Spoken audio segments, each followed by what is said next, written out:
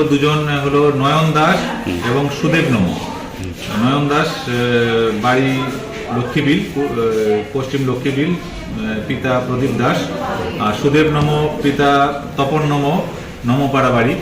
তো এদের দুজনের, ওরা দুজন কাজ করছিল, ওদের মাথায় শাটার পড়েছে যতটুকু আমরা জানতে পেরেছি, এবং এর ফলে সুদেব নম কিছুটা আঘাত পেয়েছে ঘাড়ে, কাঁধে আর হাতে।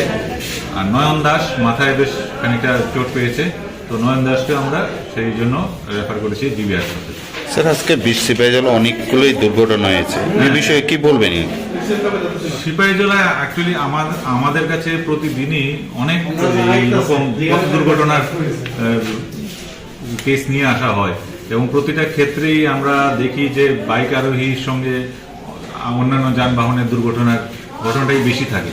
তো আমার মনে হয় এখানে ট্রাফিক আরও একটু কঠোরভাবে যানবাহনের গতি নিয়ন্ত্রণ করা এবং সুনির্দিষ্টভাবে ট্রাফিক বিধি মেনে চলা। স্যার, আপনার নাম? আমার নাম ডক্টর রাজু সরকার, আমি এই হাসপাতালের ইনচার্জ দায়িত্ব আছি।